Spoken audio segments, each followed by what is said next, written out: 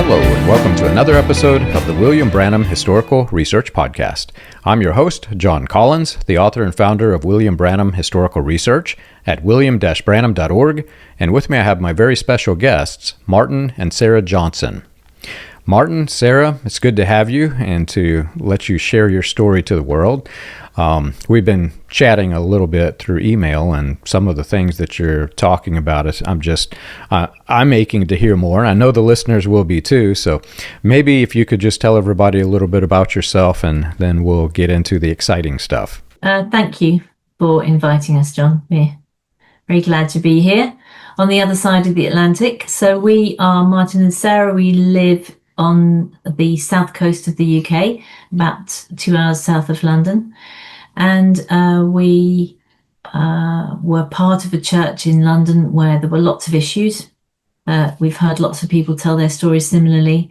And we left there about 15 years ago, so lots of stuff has gone on in the meantime. And in the last year or so, we've just come to that place where we felt we were in a place where we could talk about what had gone on. And so here we are.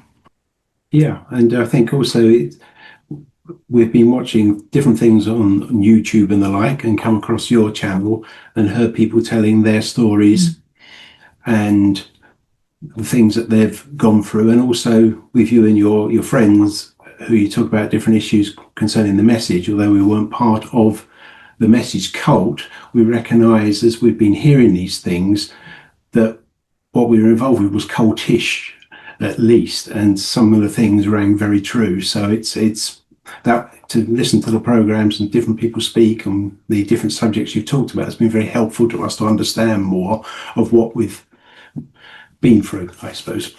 Well, that's good. There are so many people who are hurting. They have been through really bad experiences, and I'm a little surprised myself that this has grown to what it has, because I never dreamed that there would be so many different groups of people sharing their stories. But what I have found is within every single group, even though the doctrine is different, the leaders are different, even a lot of the history is different, the internal structure of the way that they're manipulating people is very much the same. And the survivors of each group, they have the same experiences. What's really odd is that many of the groups even share the same loaded language. So whenever I have a person telling their story, they're using loaded language that most people who've never been in a cult would never know. But the listeners hear it and they're like, oh, wait a minute, that's exactly what my leader said. So it's strange and odd, but it's exciting at the same time, because it is really helping a lot of people. Yeah, I mean, I think for us, one of the interesting things, hearing you and Charles Paisley talk about Derek Prince and all those sorts of things, because I certainly grew up with that being part of everything we listened to, everything we knew was what we should be listening to. And to hear him talked about in those terms, which are a little bit more probably nearer to what was really going on, particularly regarding things to do with authoritative structures for churches. And I hadn't really realized until I looked back at some of the stuff we'd learned and we'd read about, was how much he had brought in that whole shepherding way. And that was in the 70s. And he and his first wife, Lydia, came to London twice, in 1974 and 75. Obviously, I was very young, but I remember him coming, and I remember not long after he'd been, he sent another group of Americans from Ann Arbor, Michigan, in fact, to us, and they were looking to take us under their covering, so that we would have a commitment to them. And my dad, who had we'd started a church in our house along with another family, and it was gradually growing, and he was keen to. Well, these people were keen that we would come under their covering, but we didn't, and we're grateful that we didn't. But it was interesting to look back at that, and also to hear Charles's comments about him and how much he was involved with other people there who were those Fort Lauderdale Five that they talked about, and their connections, particularly Ann Baxter and others, back to William Branham. And that was quite shocking. And in actual fact, we remembered, didn't we, a video that we had when we were in the church, which was called the ABC of the charismatic movement, Alan Branham and Co. And that was interesting because that was in those days in the 70s. It was very much people were talking about the things of the spirit, the move of the spirit, the charismatic renewal, and there was such a sort of sense of everything being new and fresh that with that stuff coming in, all the stuff about the control, the authoritative structure, you didn't really notice it. It was sort of woven in. It was subtle. It was woven into what was happening. But what's interesting is that looking back and hearing you guys talk about it, is that even though it happened then, and even though then they seemed to say, well, we don't really believe that anymore, we'll just push that to one side. It's a bit like whack-a-mole. It's gone underground and it comes up here and it comes up here and it comes up here. And it really did at a later date, although my dad then died and he wasn't there, it really did affect the direction that our church went in. And I think also I'd say what's been really helpful is we've been hearing the histories of things. I think one of your things is you want the history to be out there in its true sense, rather than the sort of sanitized histories of what are in a lot of the biographies and whatever of some of these principal players. And hearing the truth of the history over time is really enlightening. And joins, and as you say, there's that spider's web that joins dots and different things together you would never thought were joined together, but they are in a funny way. They are. It's like a big puzzle that you're trying to put together. Yes. And I love the mystery shows and how you solve the mystery and get all of the clues all along the way. What I found is that this is the biggest mystery, that this can even exist in our world. How is it possible that so many people have covered up so many histories? Because if they were to openly declare, as they hold a revival, if they go into, like Derek Prince goes into the UK, if he's suddenly to talk about all of the history of all of the charlatans, the crazy people, the authoritarian control, all of the things that nobody talks about, and say, hey, I'm a part of all of this, would you like to join me? There's not a single person that's going to join it, but they cover up the histories. And then where it gets really, really problematic for me, there are many reputable scholars who have to be aware. They have to have studied this enough to know when they write their books or these biographies, why do they eliminate the critical history? That's the part that just really confuses me. Yes. I mean, an interesting point that your co-host Charles Paisley made when you were talking about Derek Prince was that he got a lot of credence and a lot of acceptance in one sense because of his education. And his education was pushed to the front on almost everything. Everything you read about him, it confirms he went to Eton and Cambridge. And there's nothing wrong with going there, but equally, it doesn't give you it doesn't give you 5 leaps ahead of everybody else in the body of Christ. It doesn't give you a certain understanding. And although he clearly was a classic scholar and a philosopher and all those other things, it doesn't mean that you are automatically everything you say is right. And I think the big thing for us was the people, as you say, the people they hang out with weren't very, in some cases, just weren't very nice people. And it really impacted our church because one of the men he hung out with was a chap called Harry Greenwood, who died a long time ago, but was a predator and also an alcoholic, and yet they traveled together and they ministered together, and that man went into all sorts of places and no one ever said anything. And it's hard to think. It's all very well knowing the meaning of the Greek words and being able to talk about this, that, and the other. But if you can't call out something that's wrong, that's not right. Yeah, I think the Harry Greenwood was an associate with Derek Prince for a time, I think is what Sarah was saying. Yeah. And they travelled together. There was a little fellowship in southwest England called South Chard Christian Fellowship, and this was quite an epicenter of things, a sort of charismatic renewal sort of thing, and a lot of people came to there, listened and came out again, and that's where I think Derek Prince and this Harry Greenwood guy met, and they travelled to a place like Sweden and whatever and ministered together. And it's hard to imagine because we've talked to various people who've had first-hand experience of finding Harry Greenwood, who's no longer with us, in various compromising things. And yet these things were never dealt with. It was sort of covered over and things were allowed to move on, I guess, because people felt they didn't want to give a bad name to the revival or to the movement or to the church or whatever it was. But it just can never be right, can it, to cover up what is obvious from the scriptures is not good. And that's what seems to have happened consistently. Yeah, I can't even imagine if somebody is in a position of power who has the mindset that they could prey on others, that leadership who is aware of this would allow them to continue, because you know it's going to happen again. You mentioned earlier the phrase spiritual covering. It's interesting because this is a phrase, a few people on the podcast have used it, but I have had people ask me what this is. There are people who are in these movements who have the same exact thing, but they go by different names. Yes. What's interesting is what you're talking about in the leadership. Well, there is a spiritual covering that flows downhill to the rank and file member, which is basically saying, we are authority over you. That's what spiritual covering is. Yes. But then there is a separate one for the leadership. They are spiritual covering among themselves, and you have no way to push back uphill. Could you take a moment and explain spiritual covering, what it is and what it meant in your church, and also how it affected you?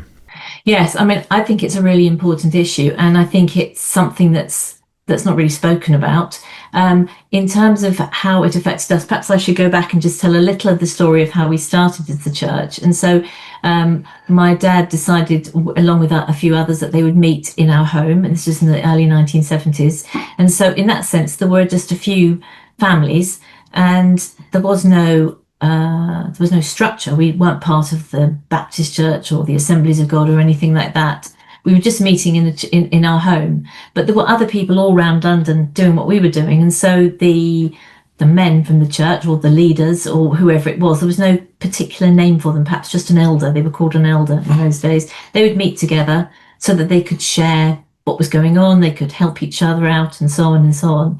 And then when the shepherding movement started to come in, people like Derek Prince or some of his people that he sent over came along and said that we should be really discipling people and that everybody needed a covering.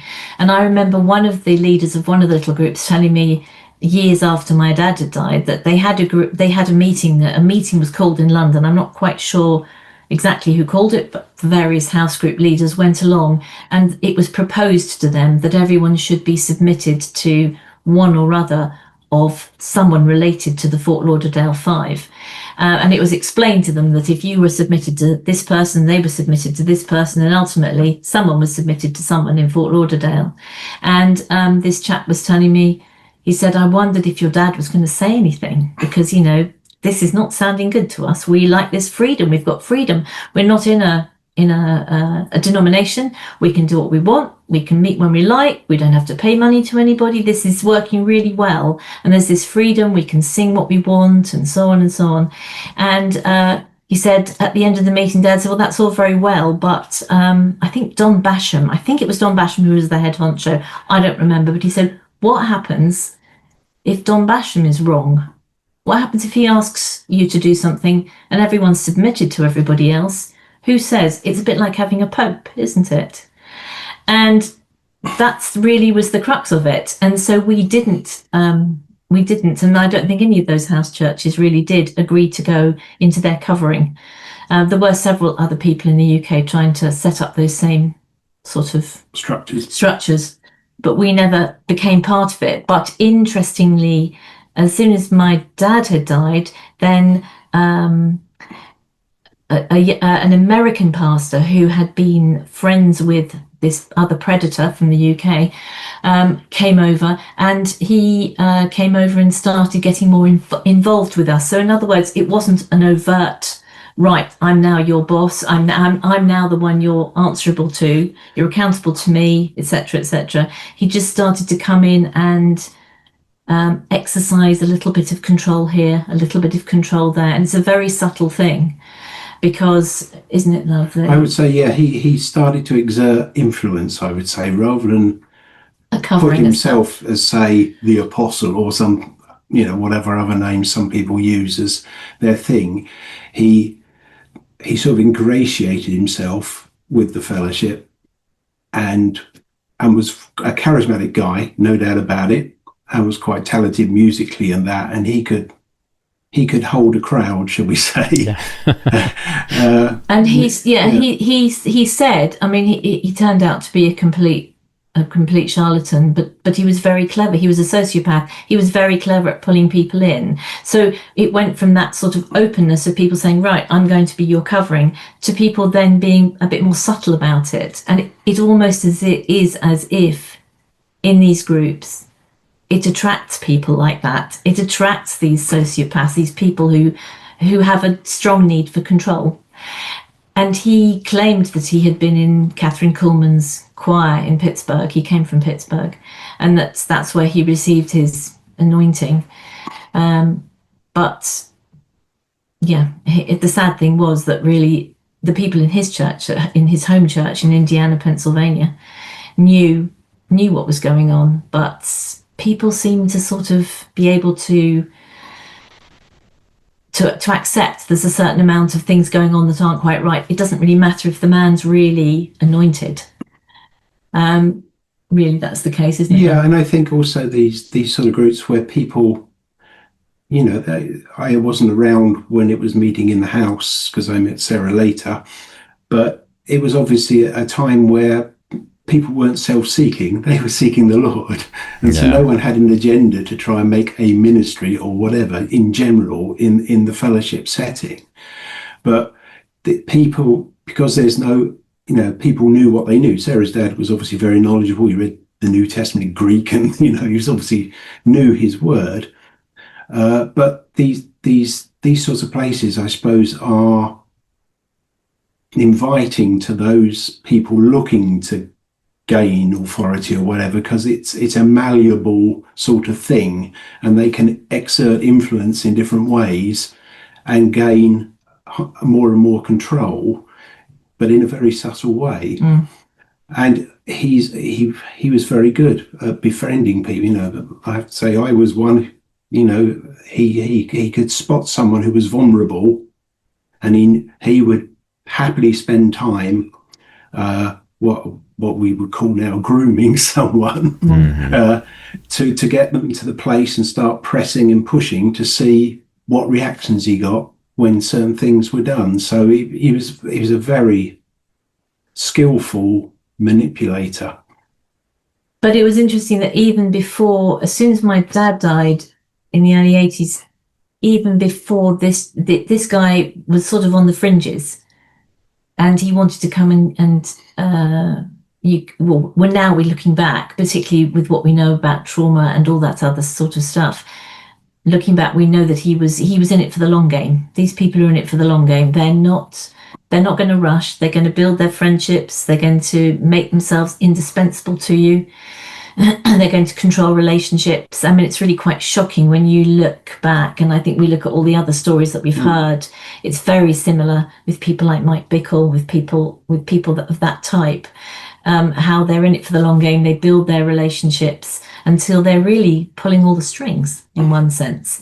And they pull some people close. They keep some people at a distance, so that if you talk to other people, they'll say, he doesn't do that to me. I think you might be imagining that, actually. Should you really be speaking about that? Should you really be talking about God's anointed?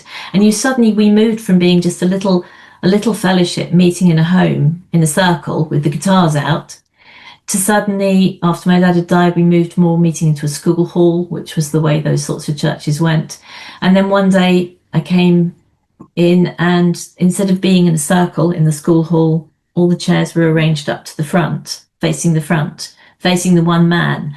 And something had shifted, really, but it was subtle because it happened slowly. Oh, it's going to be much better for everybody if he's standing up here. If someone's standing up here, then we can all see him at one go. Or it'll be easier for running the all the sound equipment if we have it like that, etc., etc. So it's like you talk about quite often, the frog in the boiling water or in the cold water that gets heated up, and that's exactly what happens. It doesn't happen overnight, because with these sorts of cults and cultish atmospheres, we look back and we think, how could we have been taken in by that? What happened?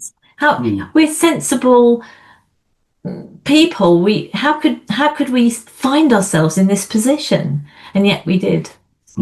You know, you just described about half of my childhood. I went to churches that were in mobile homes. One church was in this little building that was for the Boy Scouts of America. The Boy Scout, it was like a clubhouse. The Boy Scouts met in here on Saturday, and then the church was held there on Sunday. They borrowed the building. And then they grew, and obviously they become some of the massive churches. So I recognize all of that. But something you said, I want to go back to. You were talking about the way the music is attracting people. We have this thing in the United States. I don't know if you have it in the UK. I've never been to the UK, but they have these buffets, and America has widespread gluttony. People will go in and gorge themselves in a buffet. And as you walk out of a buffet, there's always this bowl of mints, and you get a free mint as you walk out.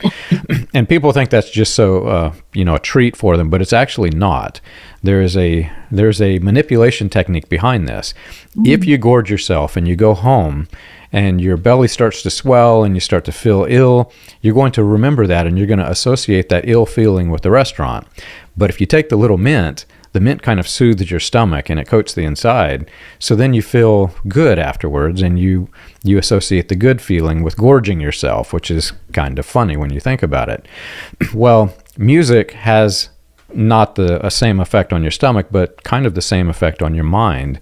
If you get all the people together and it's a very exciting, very uplifting, people enjoying the music, getting into it, and the preacher preaches something that is just authoritarian and belittling, making you feel lower than dirt, well, you're going to remember that music because the music made you happy. You kind of forget the bad thing. But if they didn't have the music and you walked in and some guy's just shouting at you, you're going to leave thinking, I'm not going to go back to this place. There's no way I'm going back to this place. So there are, in fact, I released today a podcast on just charismatic music and the effects that it has on the people. We didn't cover everything because there's so many different aspects to think through with just the music part. But it can be used as a manipulation technique. It can be used for praise and worship. What people don't get is it actually can be used for both, and that's where it gets a little scary. Yeah, I mean, I worked in the States in the music business, the Christian music business, in fact, for 6 months, working for someone connected to South Chard. And yeah, it's another whole program, probably, what goes on there. That is another whole world. Really quite shocking, in actual fact, what goes on. But yeah, but in the early days, when we first met in our home, it was those were really precious times. And it was talked about often as body ministry. I don't know if you've heard that term, but body ministry, the things of the spirit, people would talk about. And we would just get together, someone would play the guitar, someone would share, pray, read the Bible, etc. It was really very special. But once it got into the meeting, into a hall, when we were meeting up front, as you say, then they did say one of the things was they'd have the better microphones. We had microphones, we hadn't used those before really, and so on. So yeah, it became more of a... It was a bit of a change, isn't it, from what I understand, is from something where everyone could contribute, so everyone was involved, to it becoming more a few people, whoever was in the worship team and the person who led the meeting at the time, and it's a very different thing.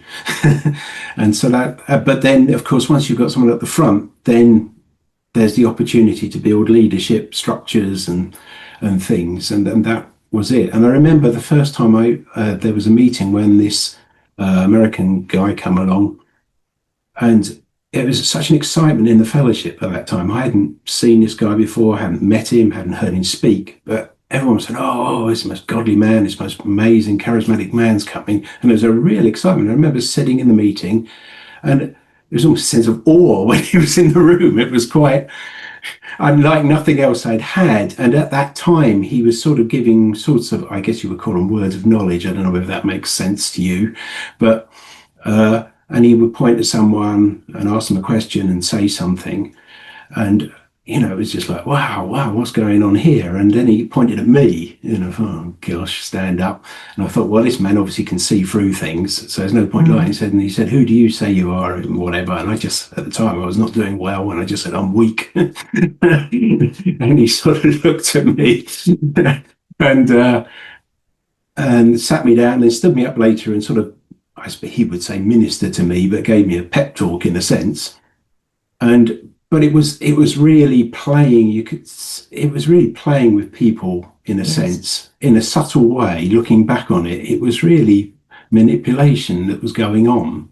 It's not that I do believe people can have words of knowledge for people. I do think that's true, but I don't believe it's a public sort of a great show, if you know what I mean, an entertainment. That's not like what God is. God is caring and kind to us, I find, most of the time. And it was that sort of early data mining, the data mining that they talk about now with various people on Facebook and so on, and they use that information then from the platform. He clearly did find out things from various people and then used it. But it did give you an illusion that this man, yes, as Martin said, could see into your soul. And then, of course, that gives them a power over you, because then you're afraid, well, what else can they see? What else do they know about me? And it's quite a subtle thing. And then this person becomes built up. His name was Stanley Hickman, and he would teach people Greek, but he'd never learned Greek. So he was just one chapter ahead of everybody. But no one knew that. Everyone thought that somehow God had come down and taught him himself. It's that sort of building someone up to something bigger than they are, and then they become invincible, really. It doesn't matter what you say after that, because even if you see something awful, and he lived a homosexual lifestyle really throughout the time we knew him. He's now deceased, and he used that to get what he wanted from people in the guise of prayer and so on and so on. But because he had this sort of image, he could, in one sense, get away with things. And he was careful because he did things one-on-one. He never did things in a group. So no one saw or experienced what, say, I experienced, because they weren't there. You were only there one-on-one with him. And of course, because of this aura he had, because people saw him as sort of this holy man, the best Christian we've ever met sort of thing, people wanted to spend time with him. And so considered a privilege. It was a great privilege, and I was the same, I wanted to spend time with him. And it was amazing to me that he would consider spending time with me, because I wouldn't have spent time with me at that point in my life. And he did, but he recognized that I was vulnerable. And so he spent a good 8 or 9 months just being kind to me when the occasions when I saw him. Obviously he was in America, he'd come over twice a year. We might be and we had a conference in Europe once a year, so I might see him 3-4 times a year. But he was kind, he just ingratiated himself on me. So when he started sort of hugging you a bit tighter or kissed you on the cheek or something, it didn't really register to start with. But then you started to have this battle in yourself of, what's that? Is it that? No, it can't be, because this man's a holy man, this man's a da-da-da-da, and you have this whole conflict going on in you, because everyone's built him up as this amazing man of God and this Christian with a perfect walk, and on the side, what's that? That felt a bit, Yeah. Don't know whether I like that. But the other thing overall, a bit like you're saying with the music and things like that, there was patterns established in your thinking that overawed common sense. Have you ever wondered how the Pentecostal movement started, or how the progression of modern Pentecostalism transitioned through the latter rain, Charismatic, and other fringe movements into the New Apostolic Reformation? You can learn this and more on William Branham Historical Research's website, william-branham.org. On the books page of the website, you can find the compiled research of John Collins, Charles Paisley, Stephen Montgomery, John McKinnon, and others, with links to the paper, audio, and digital versions of each book. You can also find resources and documentation on various people and topics related to those movements. If you want to contribute to the cause, you can support the podcast by clicking the contribute button at the top. And as always, be sure to like and subscribe to the audio or video version that you're listening to or watching. On behalf of William Branham Historical Research, we want to thank you for your support. You know, people ask me, I get emails about this, why I don't take sides on the cessationist continuous debate. And it's because I have so many mixed emotions. I think I mentioned in one of the podcasts, I'm a skepticationist or something like this. I made up a term, right? I'm skeptical of all of the hoaxes that are out there and all of the fraud that is happening. I have known people that knew things that they probably could never have known, just things that, you know, they were able to, I don't know how they did. I don't know what the gift was, if they even had one, but they knew it. But the people who can do this that I have encountered, the ones who truly have the gift, not the charlatans, it's a burden to them. They really don't want to have this thing, because you don't want to, like you people, you're nice people. I would not want to know things about your life that you would not want others to know. This would terrify me. Why would I want this, right? And so people who have this kind of gift, they usually don't want to tell other people that they have it. And if it is used in a public manner, it's usually public in that they will take somebody who has some issue and call them to the side, not make a big show of it. They don't want people to worship them. But more to the point, because humans are afraid of things that they don't understand. So the humans in the audience who sees the person on the platform who's boasting, I can do this magic thing, they start to fear this. And like you said, this is exactly the case with everybody I know. When somebody does this and convinces the audience they can do it, if they ever get alone with them, the person who they're alone with doesn't want them staring into their secret private parts of their head, you know, because every human is broken. So it creates this fear. And what I don't understand is why people in these leadership positions, especially ministers, a minister is supposed to be a shepherd of the flock, you're supposed to help one another. Why would a minister want his congregation to fear him unless he is some sort of a narcissist or has some weird personality disorder? And at the same time, I can't brand the entire movement of leadership with narcissistic personality disorder.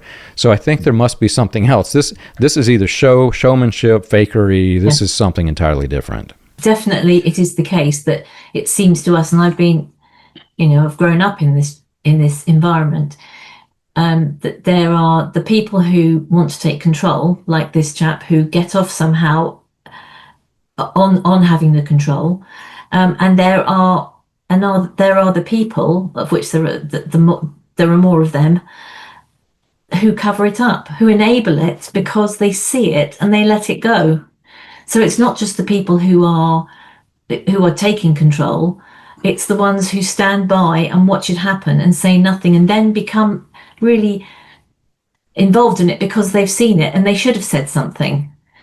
I mean, one of the early leaders of the church after my dad had died was a man who was, I suppose that you'd say, a narcissist or someone with narcissistic traits, who said he'd seen a vision of himself holding it.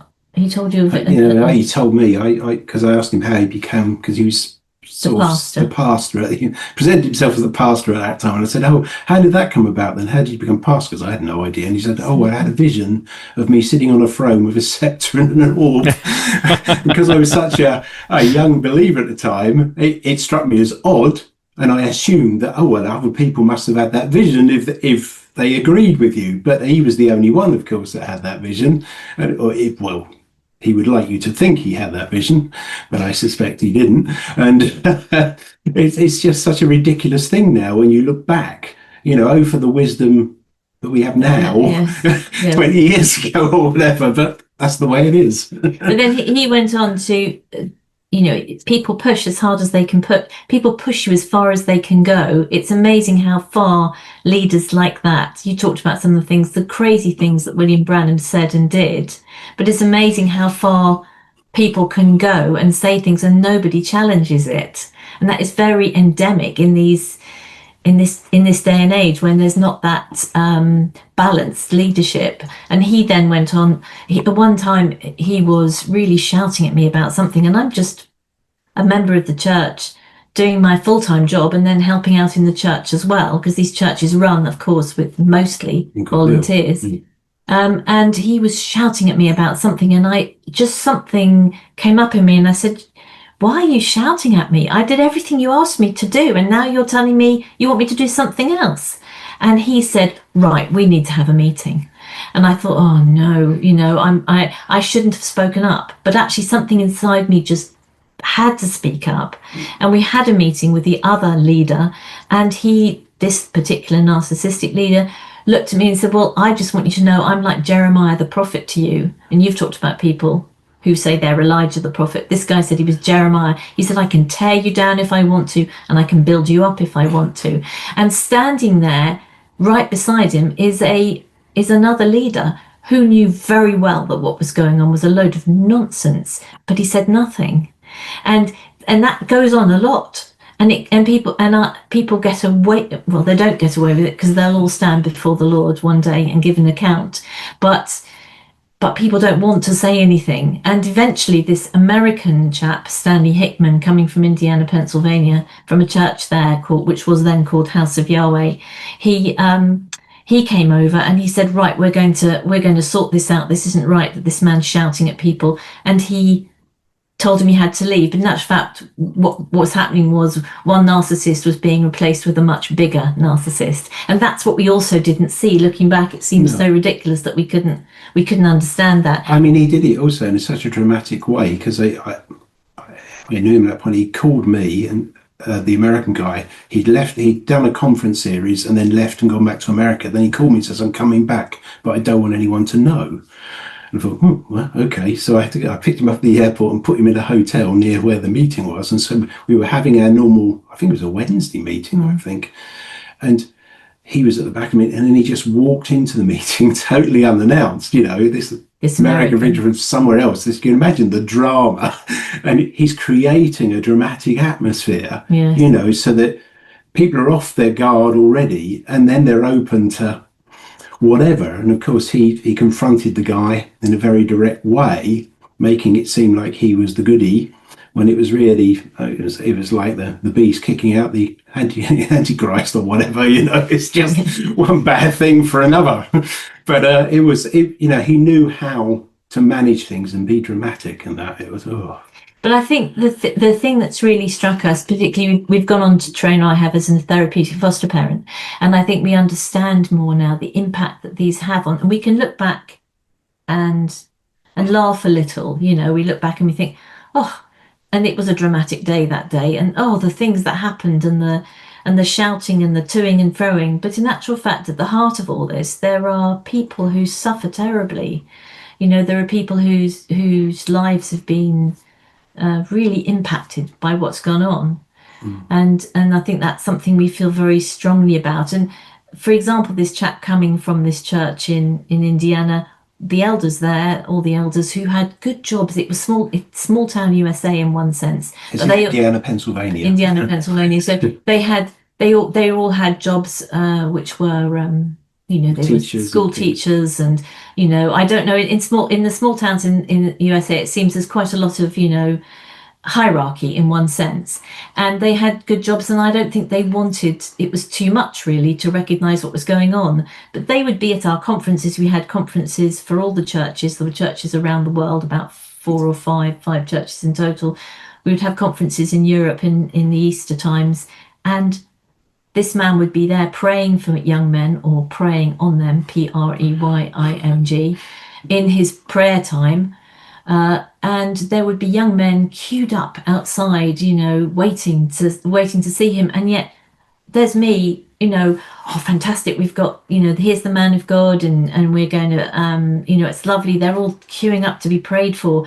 And I didn't know, I couldn't have known what was going on. But now I look back and I'm horrified that there were men there, plenty of men, well able to have stopped that from happening, well able to have said. And just to take it back a couple of steps, then if you look back to what happened with someone like Derek Prince, I'm not in any way putting him in that mould, but nevertheless, he set up an authoritarian structure that paved the way for other men to bring this man in. It absolutely is directly connected.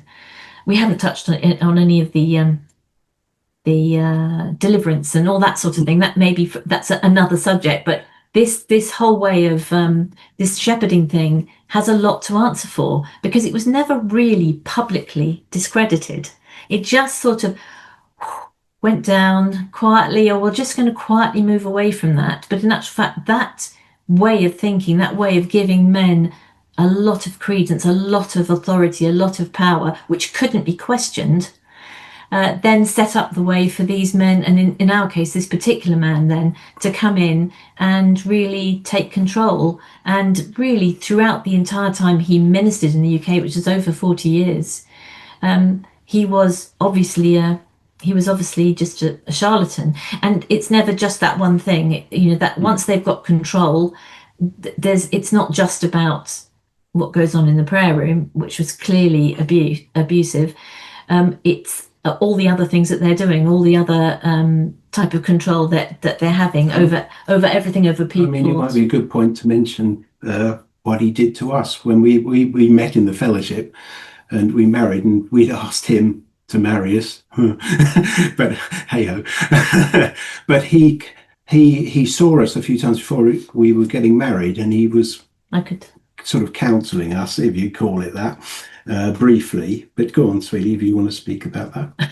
Is it appropriate to say? Yes, maybe I can. I could tell the story of, because this is a story that really highlights how much impact someone like that and ways like that can have on people's lives. So we decided to get married ourselves without any outside intervention. And as you know, in these places, the whole shepherding way, although even if you're not calling it shepherding, there's a lot of sort of coercive behaviour, putting people together. And, or keeping people apart, or stopping people from doing what they want to do, but perhaps not actually calling it shepherding. And in our case, so we made our own decision that we wanted to get married.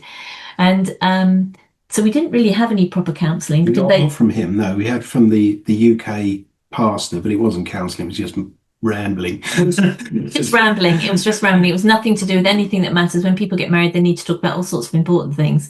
But this was talking to us about Abraham and all sorts of stuff. And not that that's not important, but in the context. There's other things too, practical things that you might be better served. So in our case, we had only one session with him, actually. So he flew in specially to marry us, which was a massive, that was a massive thing. And the other thing that these people do is that he flew in to marry us, but really I had very little by then to do with my own family, because he frequently would refer to my family when he talked to me about them as being demonized. And that's a horrible thing to do, because it pushes you apart from people, particularly if this person is to be believed, they're to be honoured, and they say this about your family. Oh, well, really, that makes that really hard, that relationship. My mum wasn't really even there on the day that she was there when we got married, but she wasn't with me, etc. However, coming back to that night before, the 2 nights before we got married, we were both working full time. I think it's worth saying we were already legally married, because we had the legal ceremony already the weekend before. So we were having our church celebration a week later. And so 2 days before, we would have a wedding rehearsal dinner, very American invention. We don't normally do in this country, but we were having that because it was all sort of a bit Americanized. And 2 nights before that, we were to see this guy for our formal counselling before we got married. And we came into the room, and I was a bit nervous because, this is the big guy. And he said to me, so you're getting married. He said, can you tell me why you're getting married? I'm like, oh, crumbs. There's always going to be a wrong answer. When people ask you those questions, it doesn't matter what you say, it's going to be the wrong answer. And then they're going to say, yeah, well, that's not the right answer, is it? This is the answer. So I thought, I'm going to play it safe. I'm just going to say, because Martin asked me. And I thought, got you there. I've given you the right answer. You can't get me on that one. And he said, exactly. And it's not too late to call it off. I'm like, what? Wow. We were slightly older when we got married. We were in our 30s or late 30s, and I suddenly felt sort of completely alone at that point. I was like, there's no one here but me, Martin, and this chap. what am I going to say? I said, no, you don't understand. We legally got married a week ago in the registry office, which we have to do here if you're going to get married in a certain place. And he said, don't worry, I can take care of that for you. I can have that nullified. And it was just the most shocking thing, because it goes to this whole control that comes with this sort of setup that comes really from this whole authoritarian way of doing things. And I didn't know what to do. I didn't know who to talk to or what to say. And so we sort of mumbled through the meeting. I said, well, I remember saying, it's too late to call it off. It's too late to do that. We've got the weddings booked. We've got people coming in from all over the world. It's all set up. We've spent 6 months planning this. It's happening in 2 days. The wedding rehearsal dinner is being prepared downstairs. We can't call this off. Why would we call it off? I didn't ask him that question, but I think I know the answer was he wanted Martin more than he had designs for everybody, and he wanted control, and he didn't have control. And I think he thought that he would lose control too if we were married. But the strange thing is, we're in this room, in this house, which is the house of one of the leaders where he was staying.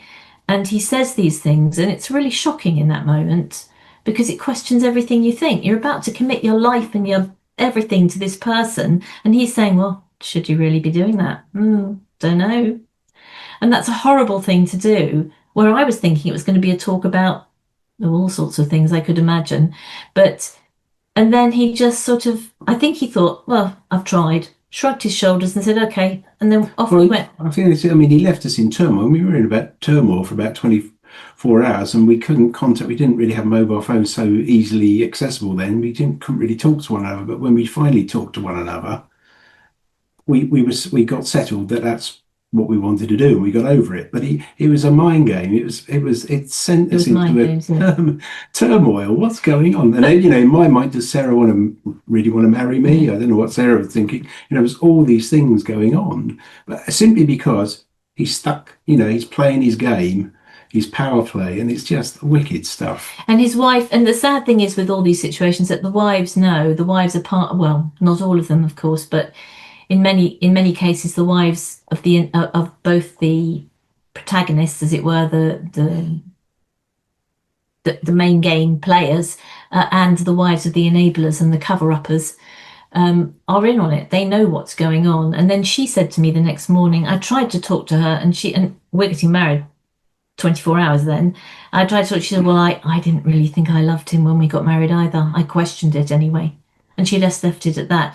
But the interesting thing was that just not long before then, I'd sat down at my piano and I had written my vows.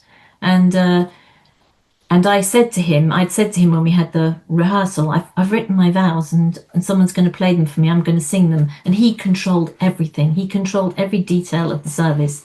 And amazingly, he said to me, well, I don't mind about that. You just go ahead and do it.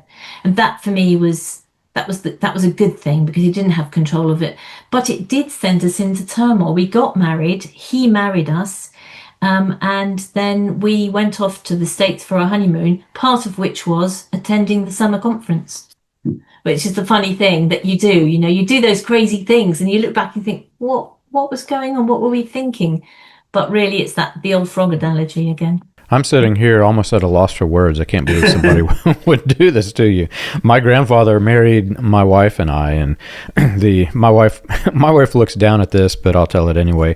My grandfather made this comment that marriage is a wonderful institution for those that need an institution. and I understood my grandfather was joking. I don't think my wife fully did.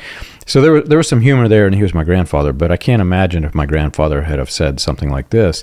But when you said it, the way you described the setup, the first thought that comes to my head is, oh my gosh, he is cold reading you. He's watching the way you respond. He's listening to your words, and he's trying to pretend that he has this supernatural thing going and he can see in your head. And yet he's responding to your answer, which was trying to avert, distract from his question. So the whole thing it's odd to me. And the other thing that comes to mind is, this authoritarian control that Derek Prince and others set up, it was a downhill only authoritarian control. They said that it was shepherds governing the people. But if you actually understand what was happening, it was just the rank and file member that got the authoritarian control. Yes. Those in the leadership were never, ever really under control of any kind. And nobody was checking to see, are these guys predators or are these good spiritual men? Yes, exactly. And I mean, that's the thing with Derek Prince. There's no indication that he was a predator at all, and I wouldn't want to indicate that. But he ran with predators, or certainly ran with one. And I think, and that's never really talked about. And that means many, many other people knew what was going on too. And you know, apart from the fact that Eldon Purvis, who was producing or whatever it is, the New Wine magazine, was himself a homosexual, and they knew it.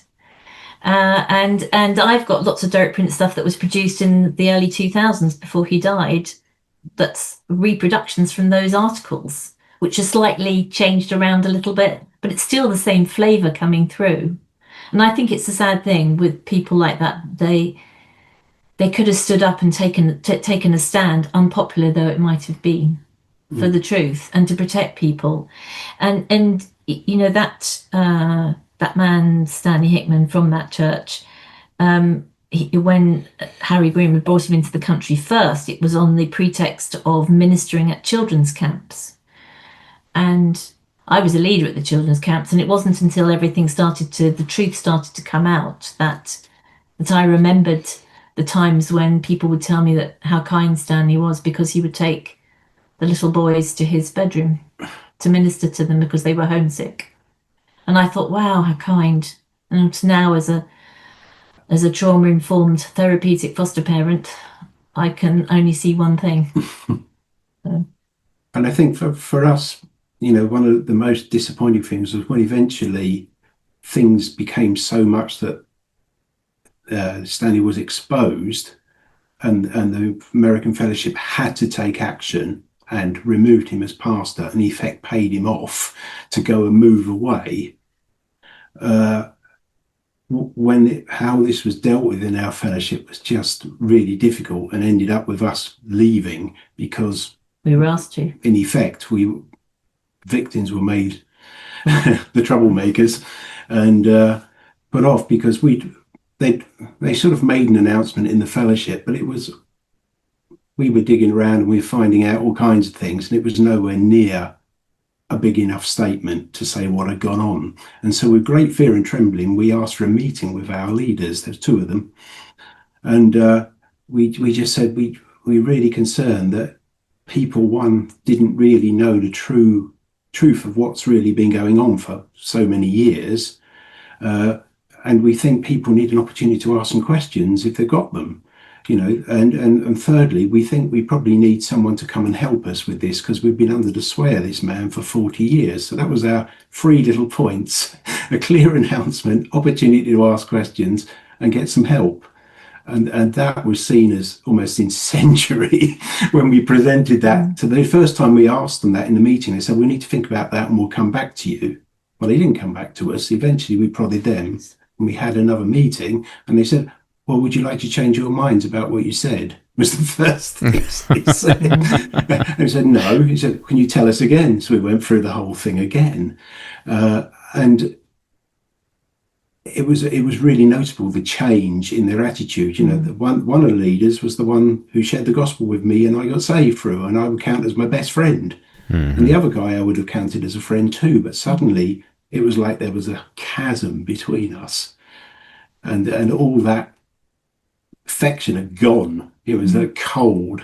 I think. Yeah, and they were terrified of it getting out, as it were, of losing face. I think that's the sad thing, when people are more interested in just protecting their position and protecting their reputation than they are in the truth.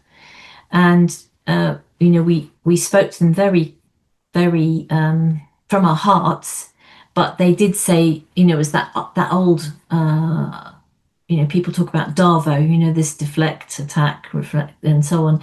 In other words, for those who don't know what that means, when someone says something's happening, for example, if I say, it would be like It would be like there was a meeting going on, a church meeting in the church building, let's say, and someone's speaking about Psalm 23, for example, and someone runs in and says, in that back room where the children are meeting, someone's attacking the children. And someone would from the front would say, could you be quiet, please? Could you just sit down? We'll deal with that when we deal with it. And it's exactly that thing of, we were told, we don't want lots of emotion. Could you just be calm about this? Could you just sit down and be quiet? And it was really devastating for me, because I'd grown up in, I mean, like you, I think you'd grown up in the church. It was my whole life. I'd grown up in it. These people had sat around my table with my parents. They'd sat in our rooms, and we'd seen them when they were at their worst, when they needed help. They turned up at the door. We'd been to their weddings because they got married. We'd held their babies, and looked after them and been there for them. And they'd been there for us. And all of a sudden we just don't want to talk about this. We're not even going to talk about it. And these things are quite serious, particularly when you look at the vulnerable people who'd been impacted by it all over the world. So there was the church in Indiana, Pennsylvania. There was the church there's one in Calgary called Living Word. There's one in India called Disciples Fellowship. There's one in Germany run by an American. And there was our church, which had been rebranded, and our church had been sort of rebranded along the way. It started as a Little Christian Fellowship, but had been rebranded. The church in America, when all this came out, they just took the sign at the front of the building and they took it out and they put a new sign in. It's like, we're just gonna make that just all nice and clean. We're just going to call it Word of Grace Fellowship now. So that must be Word of Grace. Yep, grace. We've got the word grace in there. Yeah, that's good. Yep. Yeah, no, we'll just start again.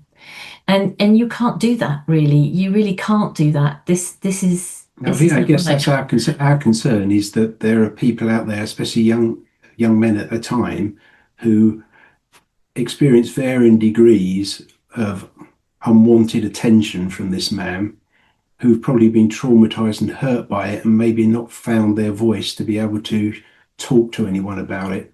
And I think there is a great need for that. I suspect we know of some people who unfortunately are no longer on this earth because it was too much what had happened to them. And it's a terrible thought. And I hope maybe that someone might hear some of this and might find the courage to think, I can speak to someone. I can say this out loud. I can talk to someone and share it, because I'd hate to think these things are locked up in people. I know for myself, being able to talk and things has been such a help, and to be able to say these things and have people believe you. It's such a big thing. And I really hope that there are people out there that maybe in some small way can help. That's we had I think it would have been on one of your podcasts. It was about a year ago. Someone told their story, or maybe it was on another one, but someone told their story and it wasn't so dissimilar to ours. And I remember thinking, oh my gosh, this happened 15 years ago for us now. This is the first time we've really felt that we could talk about it. And I think I was afraid what might happen to me if I talked about it. And still, even when we left the church, someone had left before us, and one of the ladies said to me, I'm really afraid for that person, and names them to me, because he's left the church and he said things about what went on with that man. I think he could die. I think he needs to look out. It's almost like God could strike you down dead if you speak against God's anointed. It's that old God's anointed thing. And eventually, obviously, we made the decision to leave because we thought, we're talking, no one's listening, we're getting pushed back, we're getting anathematized by it. And so we left, and it was like a cut-off. We went and told certain people why we were leaving, because we wanted them to hear it from our own mouths so people knew what had gone on. But no, there was only one couple who found out halfway through the process what was going on, and said, we want to know as friends what's going on. He said, you really don't want to know? He said, as we do. And we shared it with them, and God bless them, they stood with us and walked side by side with us and left eventually when we did. And you find out who your true friends are, don't you, in mucky moments like that. And I praise God that we have two excellent friends, Giles and Sue, have been wonderful with us. But, the rest, it all dropped off. And the first thing that the leaders did when we left was have a church meeting to talk about the fact that we'd left. And also, of course, we were doing And so the much.